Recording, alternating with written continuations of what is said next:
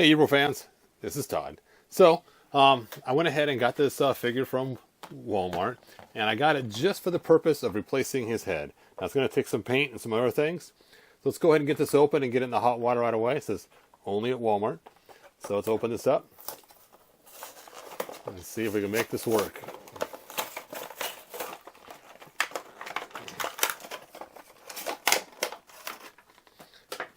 It is kind of a cool figure. I hate to kind of tear it apart just for its head, but that's what I got it for. You can see it comes with the cool, heavily articulated action figure. Kind of cool. And we'll check him out later. Let's get this guy in the hot water right away so I can chop his head off and get working on him. Now, this would be a cool figure to use just for my He-Man background lizards. He is a good size for that. I may end up going back to Walmart to buy another one just for that purpose. But let's get this stuff off of him. Let's get him in there before the water cools down. So, I'm going to plop him in the water. Alright, so our goal is to swap this head out. So let's go and pop this off. We need to get that on there eventually. So to do this, I'm going to use my Dremel tool and actually Dremel out the part where it will fit on this peg right here. So let's go ahead and get this ready. We're waiting for that water to heat up.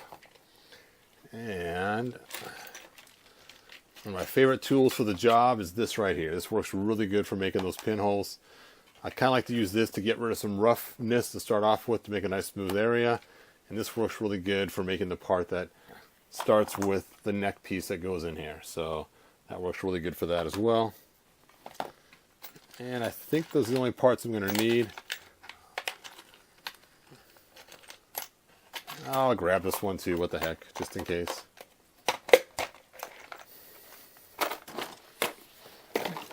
Now, if you are going to customize and you're serious about it, I would suggest getting a Dremel tool. It's probably my most used tool that I use all the time. And it's pretty cool. You basically just put the parts in you need, hold the button, tighten it down, and then of course you plug it in, and the controls are right here for the speed. Now, I've not plugged mine in yet.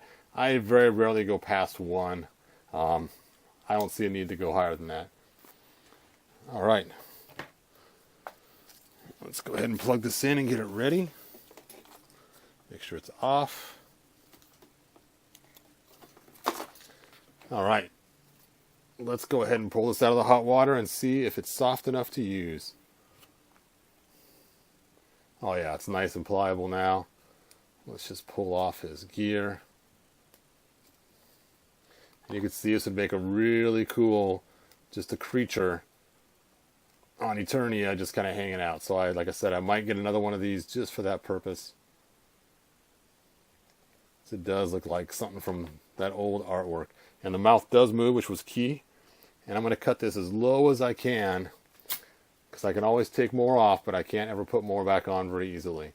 So I'm going to line this up in that hole right there, and we're going to just lob off his head. There we go. Poor creature. All right, so now let's take a look at it and see where I want to go from here. So looking at this, I could attach this pretty high up, and it has spikes that are similar on the back. Now, I probably want to shape this in such a way that it'll work best, and it goes over Skeletor's shoulder. That's pretty cool right there, I think. So I'm going to go ahead and start sanding that hole to make this fit, and then we'll see how it works. So you probably realize as you start to customize stuff, a lot of times what you decide to start with and what you end up with are a lot of times two different things. So let's get this Dremel tool fired up. Oh, let me adjust my camera. Whoop.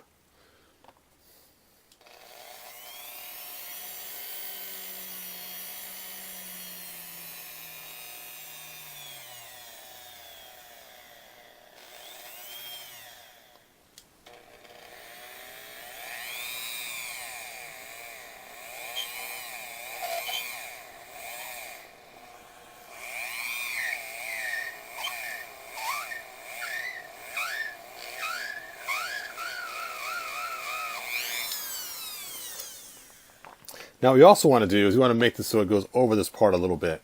so we'll sit there flush and nice on there. So to get that, we need to make this part bigger. So let's go ahead and get that larger cutting tool.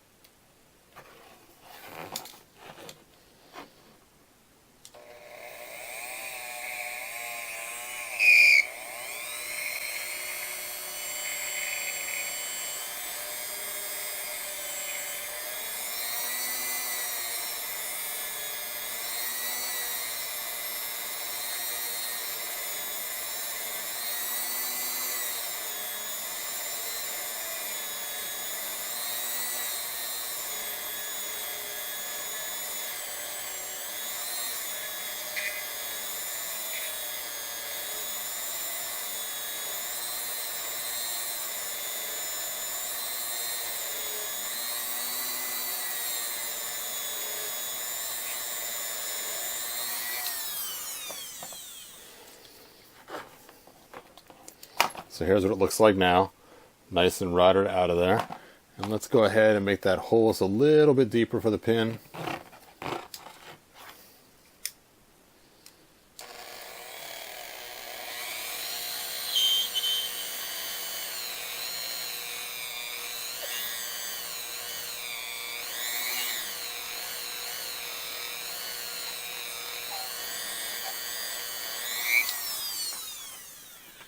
Whew, that is hot.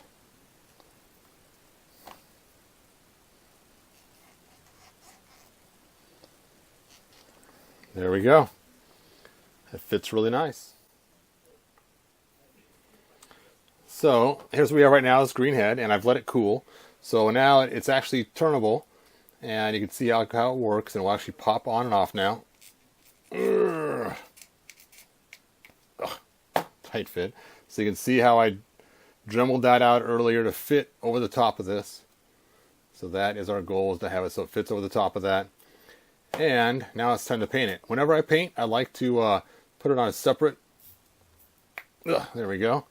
And I actually made this by putting the clear thing on so it fits the action figure's head just right. So now I got something to hang on to tightly to paint this. And when I do my clear coats, I can clear coat it too. So let's set this aside. And let's go ahead and start painting this. Let's take a look at our model we're trying to duplicate a little bit. Now I know it's not exact. That's okay though. We don't need it exact. We just need a head that can open and close, pretend to blow fire, and be painted close to this. So our goal is to turn this red and these spikes purple up here and have it blend right in to this when we're done. So I got some various reds. Let's take a look here. I got this, slide those in the camera. There we go. I got this kind of dark red, which is kind of fun because it's kind of a clearish red. Then I have this red right here, which is not quite as dark. I don't know how it's going to work out, though. I've never used this one before, so let's just give it a shot and see how it looks on this cup. Let's look at this red next to it.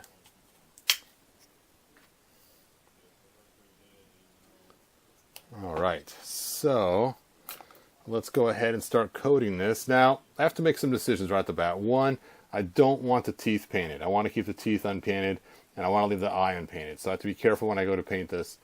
So I'm going to use the reddish clear first, just to see if we can just kind of spruce it up a little bit to kind of match our red, but still have some of the cool detailing highlights and features of the original figure. So we'll just coat this on here.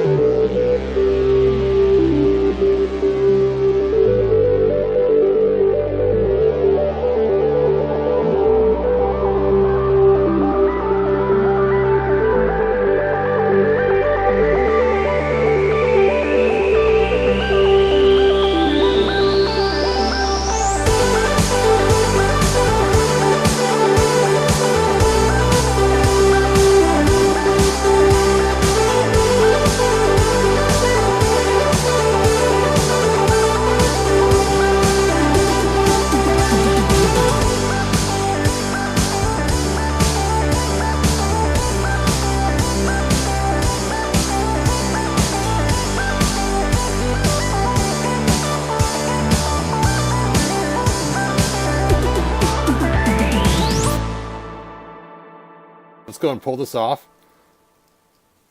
There we go. And let's go ahead and pull off this head. There we go. And just stick this on here.